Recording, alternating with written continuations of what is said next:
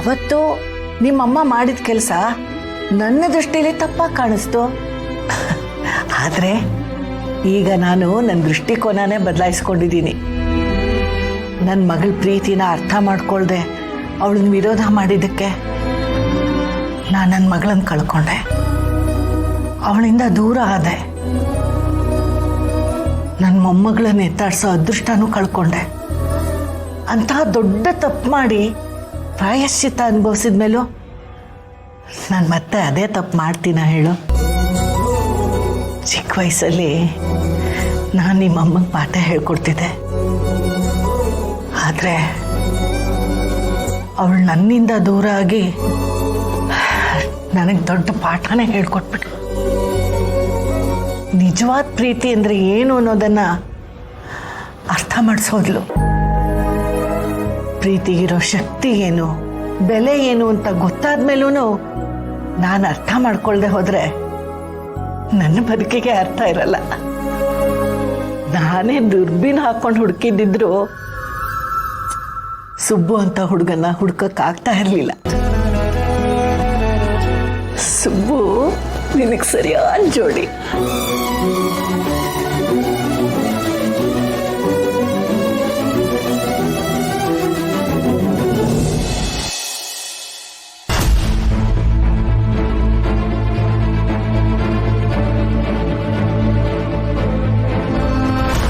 ಈ ಮನೆಯವರೆಲ್ಲ ಸೇರಿ ನಮ್ಮ ಕಾರ್ತಿಕೇಯನಿಗೆ ಎಮೋಷನಲ್ ಆಗಿ ಎಳೆದು ಈ ಮದುವೆಯನ್ನು ಕೆಡ್ಡಕ್ಕೆ ತಳ್ತಾ ಇದ್ದಾರಲ್ಲೋ.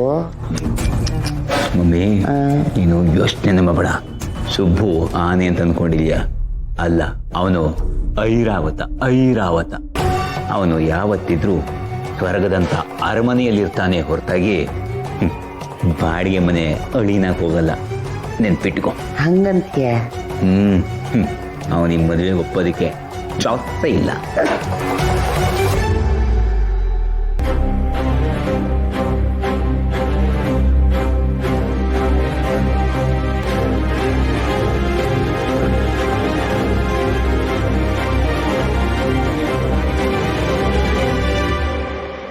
ಏನ್ರಿ, ಏನಂದ ಅವನು? ಏನ್ ಮಾತಾಡಿದ್ರಿ?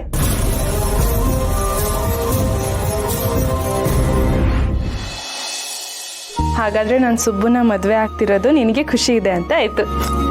ಖುಷಿ ಮಾತ್ರ ಅಲ್ಲ, ಒಂಥರ ನೆಮ್ಮದಿನೂ ಇದೆ. ಪದ್ಮನಾಭ ನಮ್ಮನೆಗೆ ಬಂಟನ್ ಥರ ಇದ್ದವನು.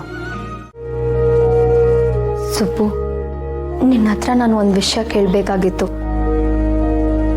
ಈ ಮದುವೆ ಆಗೋದಕ್ಕೆ ನಿನ್ನ ಮನಸ್ಸು ಪೂರ್ತಿಯಾಗಿ ಒಪ್ಪಿಗೆ ಇದೆಯಾ ಅಥವಾ ಮನೆಯವ್ರು ಒತ್ತಾಯಕ್ಕೆ ಒಪ್ಕೊಂಡಿದ್ಯಾ? ನಾನು ಯಾಕೆ ಹೀಗೆ ಕೇಳ್ತಿದ್ದೀನಿ ಅಂದರೆ, ನೀನೀಗಾಗಲೇ ಯಾರನ್ನೋ ಬೇರೆಯವ್ರನ್ನ ಮನಸ್ಸಲ್ಲಿ ಇಟ್ಕೊಂಡಿದ್ಯಲ್ಲ, ಅವಳ ಬಗ್ಗೆ ನಾನು. ನೀನು ಅದ್ರ ಬಗ್ಗೆ ಯೋಚನೆ ಮಾಡ್ತಿದ್ಯಾ? ನನಗದು ನೆನಪೇ ಇರಲಿಲ್ಲ. ಹೋಗ್ಲಿ ಬಿಡು, ನಾವಿಬ್ಬರು ಇನ್ನೇನು ಮದುವೆ ಆಗ್ತಾ ಇದ್ದೀವಿ. ಸುಮ್ಮನೆ ಆ ಸುಳ್ಳನ್ನ ಮುಂದುವರ್ಸಿ ಏನು ಪ್ರಯೋಜನ ಇಲ್ಲ. ಸುಳ್ಳ? ಏನು ಸುಬ್ಬು ಹೇಳ್ತಿದ್ಯಾ? ಅವತ್ತು ನೀನು ಹೇಳಕ್ಕೆ ಬಂದಾಗ ನನ್ನ ಮದುವೆಗೆ ತಯಾರೇ ಇರಲಿಲ್ಲ. ಅದರಲ್ಲೂ ನನ್ನ ಮನಸ್ಸಲ್ಲಿ ನಿನ್ನ ಬಗ್ಗೆ ಯಾವ ಭಾವನೆಗಳು ಇರಲಿಲ್ಲ. ಅದಕ್ಕೆ ಆ ಥರ ಸುಳ್ಳು ಹೇಳಿದೆ ಅಷ್ಟೇ, ತಪ್ಪಿಸ್ಕೊಳಕ್ಕೆ. ಸುಬ್ಬು, ಸುಬ್ಬು ಏನು ಹೇಳ್ತಿದ್ಯಾ ನೀನು? ನಿನ್ನ ಮನಸ್ಸಲ್ಲಿ ಬೇರೆ ಯಾವ ಹುಡುಗಿನೂ ಇಲ್ಲವಾ? ನೀನು ಯಾರನ್ನೂ ಪ್ರೀತಿ ಮಾಡ್ತಿಲ್ಲ.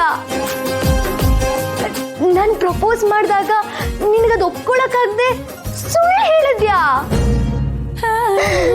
ಸುಬ್ಬು, ನೀನು ನಮ್ಮ ಮದುವೆ ಆಗೋಕೆ ಒಪ್ಕೊಂಡಾಗ ಹೋದ ಜೀವ ವಾಪಸ್ ಬಂತು.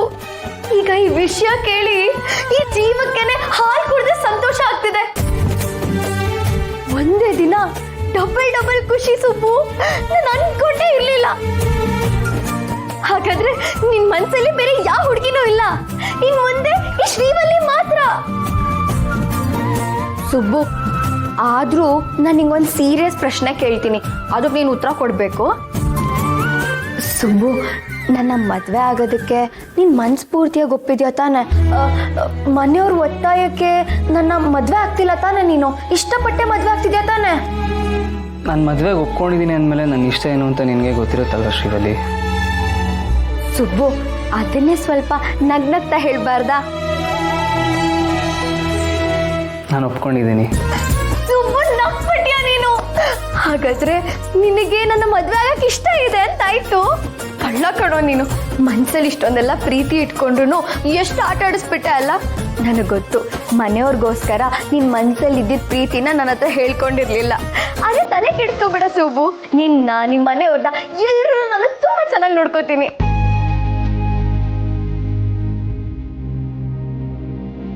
ನನ್ನನ್ನು ಕ್ಷಮಿಸ್ಬಿಡು ಶ್ರೀವಲ್ಲಿ. ಈಗಲೂ ಮನೆಯವ್ರ ಸಂತೋಷಕ್ಕೋಸ್ಕರನೇ ನಾನು ನನ್ನ ಆತ್ಮಸಾಕ್ಷಿಗೆ ಮೋಸ ಮಾಡ್ಕೋತಾ ಇದ್ದೀನಿ. ನಿನ್ನ ಮುಂದೆ ಒಪ್ಪಿಗೆ ಅಂತ ತಲೆ ಆಡಿಸ್ತಿದ್ದೀನಿ. ಆದರೆ ಇದರಿಂದ ಮನೆಯವರಾಗಲಿ ನೀನಾಗಲಿ ಸಂತೋಷವಾಗಿರ್ತೀರಲ್ಲ, ಅಷ್ಟೇ ಸಾಕು. ನನಗೆ ನನ್ನ ಬದುಕಿಗಿಂತ ನಮ್ಮ ಮನೆಯವ್ರು ನೆಮ್ಮದಿಯಾಗಿ ಬದುಕೋದೇ ಮುಖ್ಯ. ಸುಬ್ಬು, ಏನ್ ಯೋಚನೆ ಮಾಡ್ತಿದ್ಯಾ?